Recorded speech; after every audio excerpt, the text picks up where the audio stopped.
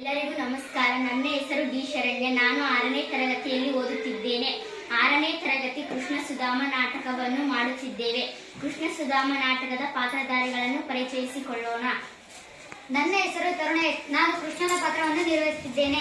ನನ್ನ ಹೆಸರು ನವೇಶ್. ನಾನು ರುಕ್ಮಿಣಿಯ ಪಾತ್ರವನ್ನು ಮಾಡುತ್ತಿದ್ದೇನೆ. ನನ್ನ ಹೆಸರು ವಿದ್ಯೆ. ನಾನು ಸುಧಾಮನ ಪಾತ್ರ ಮಾಡುತ್ತಿದ್ದೇನೆ. ನನ್ನ ಹೆಸರು ಸುಮಯವಾನು. ನಾನು ಸುಧಾಮನ ಹೆಂಡತಿ ಪಾತ್ರ ಮಾಡುತ್ತಿದ್ದೇನೆ.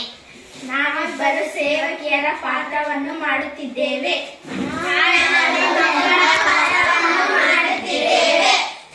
ಕಾವಲುಗಾರರ ಪಾತ್ರ ಮಾಡುತ್ತಿದ್ದೇವೆ.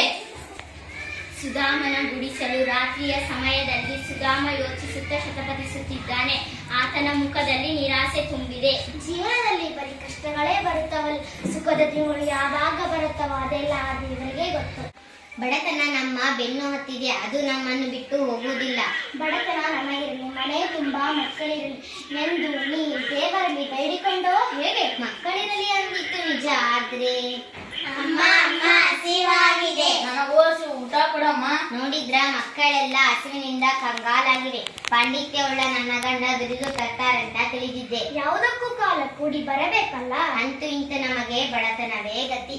ಚಿಂತೆ ಮಾಡಿದರೆ ಏನು ಬಂತು, ಜೀವನದಲ್ಲಿ ಬಂದಿದ್ದನ್ನು ಅನುಭವಿಸಲೇಬೇಕು, ಅದೇ ಮಾನವ ಧರ್ಮ. ನೀವು ನೀತಿ ಹೇಳುವುದರಲ್ಲಿ ಬಹಳ ಮುಂದು. ನೀತಿ ನಿಯಮ ಪಾಂಡಿತ್ಯ ಇದ್ದುದರಿಂದಲೇ ಗುರುಕುಲದಲ್ಲಿ ಶ್ರೀಕೃಷ್ಣನನ್ನ ಸ್ನೇಹಿತನಾಗಿದ್ದ. ಮಾತು ಮಾತಿಗೂ ಶ್ರೀಕೃಷ್ಣನ ಸ್ನೇಹಿತನಾಗಿದ್ದ ಅಂತೀರಿ? ಹೂ, ನಿಜಕ್ಕೂ ಆತ ನನ್ನ ಪರಮ ಮಿತ್ರ. ಗುರುಕುಲದಲ್ಲಿ ಒಟ್ಟಿಗೆ ವಿದ್ಯಾಭ್ಯಾಸ ಮಾಡಿದ್ದೆವು. ಸತ್ಯ ಹೇಳುವಿರಾ? ಆ ಶ್ರೀಮಂತರಲ್ಲಿ ನೀವೆಲ್ಲಿ? ಯಾಕೆ ಸುಮ್ಮನೆ ಬಡಾಯಿ ಬಿಡ್ತೀರಾ? ಏಕೆ ಸುಳ್ಳು ಹೇಳಲಿ? ನಾನು ಕೃಷ್ಣ ಜೊತೆಯಲ್ಲೇ ಇರುತ್ತಿದ್ದೆವು, ಒಟ್ಟಿಗೆ ಕಲಿಯುತ್ತಿದ್ದೆವು. ನನ್ನನ್ನು ಕಂಡರೆ ಅವನಿಗೆ ಅಪಾರ ಪ್ರೀತಿ, ಸ್ನೇಹ, ಗೌರವ. ಅಂತಹ ಶ್ರೀಮಂತ ಸ್ನೇಹಿತರಿದ್ದರು, ಇಲ್ಲಿಯವರೆಗೆ ಅವರ ಹತ್ತಿರ ಏಕೆ ಸಹಾಯ ಕೇಳಲಿಲ್ಲ? ಬಡವನಾದವ ದೊಡ್ಡವರ ಮನೆಗೆ ಸಹಾಯ ಕೇಳಲು ಹೋಗಬಾರದು. ಸ್ನೇಹಿತರಿದ್ದರು ಎಂತ ಸ್ವಾಭಿಮಾನ. ದಯವಿಟ್ಟು ಹೋಗಿ ಅವರಲ್ಲಿ ಸಹಾಯ ಕೇಳಿ. ಹೇಗೆ ಕೇಳುವುದು? ಆತ್ಮೀಯ ಗೆಳೆಯ ಅನ್ನುತ್ತೀರಿ, ಅಂದ ಮೇಲೆ ಅವರು ಸಹಾಯ ಮಾಡೇ ಮಾಡ್ತಾರೆ. ಇಲ್ಲ ಅನ್ನಲಾರ, ಆದರೂ ಕೇಳುವುದಕ್ಕೆ ಸಂಕೋಚ ಬೇಡರಿ. ಹಸಿದಿರುವ ಮಕ್ಕಳಿಗೋಸ್ಕರನಾದರೂ ಹೋಗಿ ಕೇಳಿ. ಆಗಲಿ, ಹೋಗುತ್ತೇನೆ. ಆದರೆ ಗೆಳೆಯನನ್ನು ನೋಡಲು ಬರೀ ಕೈಯಲ್ಲಿ ಹೋಗಲ್ಲ. ನಿನ್ನೆ ತಂದ ಅವಲಕ್ಕಿಯಲ್ಲಿ ಸ್ವಲ್ಪವೇ ಉಳಿದಿದೆ. ಮಕ್ಕಳ ಉಪಹಾರಕ್ಕೆ ಏನೇನೂ ಸಾಲದು, ಅದನ್ನೇ ಕಟ್ಟಿಕೊಡಲೇ? ಹಸಿವು, ಅದನ್ನಾದರೂ ನನಗೆ ಕೊಡಮ್ಮ. ತುಸು ತಡೆದುಕೋ ಕಂದ. ದೇವರ ದಯೆ ಇದ್ದರೆ ಈ ಅವಲಕ್ಕಿಯೇ ಬಂಗಾರವಾದಿತ್ತು. ಕಟ್ಟಿಕೊಡಲೇ? ಸರಿ, ಹಾಗೆಯೇ ಮಾಡು.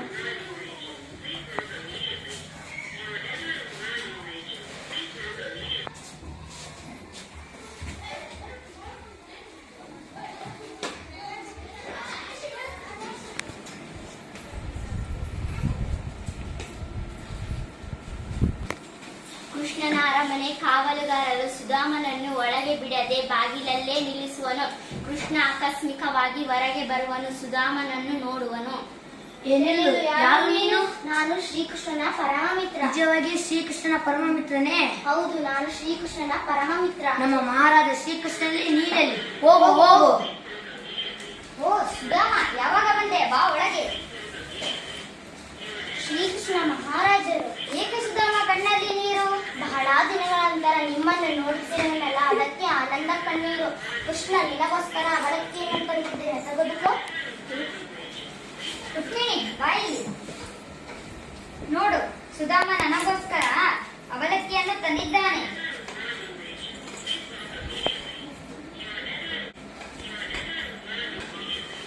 ನೀನು ಸ್ವಲ್ಪ ತಗೋ.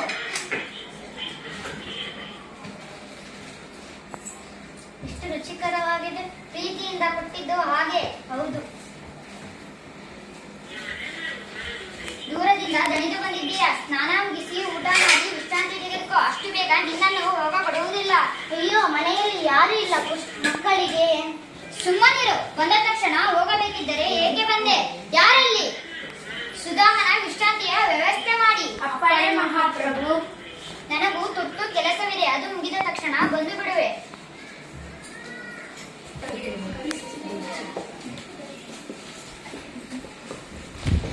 ಕೃಷ್ಣನ ಅರಮನೆ, ಸುಧಾಮನಿರುವ ಕೋಣೆ. ಶ್ರೀಕೃಷ್ಣ ಅಂತ ಮಿತ್ರನನ್ನು ಪಡೆದೆ ನಾನೇ ಧನ್ಯನು. ನನ್ನನ್ನು ಮರೆತಿಲ್ಲ. ನಾನು ತಂದ ಅವಲಕ್ಕಿಯನ್ನು ತಾನೂ ತಿಂದು ಹೆಂಡತಿಗೂ ಪ್ರೀತಿಯಿಂದ ತಿನ್ನಿಸಿದ. ಇಷ್ಟೊಂದು ಪ್ರೀತಿ ವಿಶ್ವಾಸವಿರುವ ಕೃಷ್ಣನ ಹತ್ತಿರ ನನ್ನ ಬಡತನ ಹೇಳಿ ಅವನ ಮನಸ್ಸಿಗೆ ಬೇಸರ ಉಂಟು ಮಾಡಬಾರದು. ನನ್ನ ಬಡತನ ನನಗಿರಲಿ. ಏನು ಯೋಚಿಸುತ್ತಿರುವೆ ಸುಧಾಮ? ಏನು ನೀನು ಬಂದು ನನ್ನ ಮನಸ್ಸಿಗೆ ತುಂಬಾ ಸಂತೋಷವನ್ನು ಉಂಟು ಮಾಡಿದೆ. ನನಗೆ ಗುರುಕುಲದ ಜೀವನ ನೆನಪಾಗುತ್ತದೆ. ಒಟ್ಟಿಗೆ ಊಟ ಮಾಡುತ್ತಿದ್ದೆವು, ಕೂಡಿ ಕಲಿಯುತ್ತಿದ್ದೆವು, ಕಟ್ಟಿಗೆ ತರಲು ಹೋಗುತ್ತಿದ್ದೆವು. ಗುರುಮಾತೆ ಕೊಟ್ಟ ಹುರಿದ ಕಡಲೆ ತಿಂದಿದ್ದು, ನಿನ್ನ ಪಾಲಿನ ಕಡಲೆ ನಾ ಕಸಿದುಕೊಂಡಿದ್ದು. ಹಸಿವು, ಬಡತನ, ಪ್ರಜೆಗಳ ಹಸಿವು ಇಂಗಿಸಲು, ಅವರ ಕಷ್ಟ ಕಾರ್ಪಣ್ಯಗಳನ್ನು ನೀಗಿಸಲು ರಾಜನಾದವನು ಶ್ರಮಿಸಬೇಕು.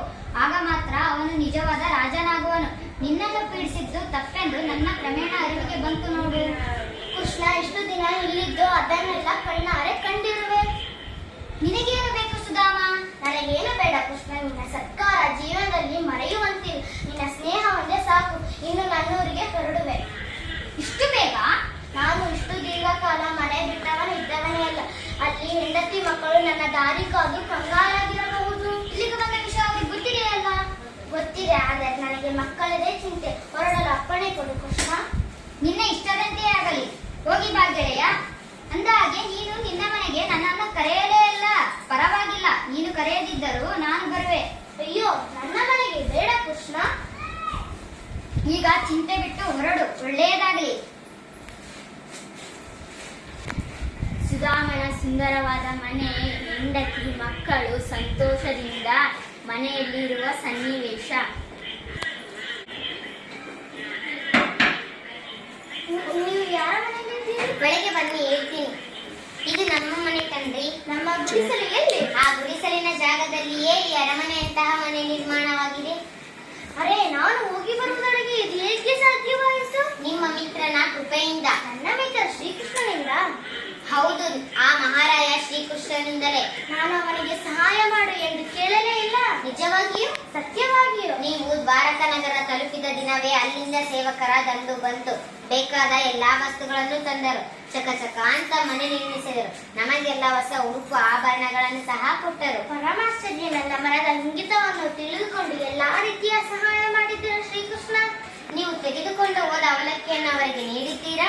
ಹೂ ಕೊಟ್ಟೆ. ಬಹಳ ಆನಂದಿಸಿದ. ತಾನೂ ತಿಂದು ಹೆಂಡತಿಗೂ ಪ್ರೀತಿಯಿಂದ ತಿನ್ನಿಸಿದ. ಹಬ್ಬ, ಬಡವರ ಮನೆ ಅವಲಕ್ಕಿಯನ್ನು ಸಂತೋಷವಾಗಿ ತಿಂದರಲ್ಲ, ಅದು ಅವರ ಸ್ನೇಹ ಹಾಗೂ ದೊಡ್ಡ ಗುಣ.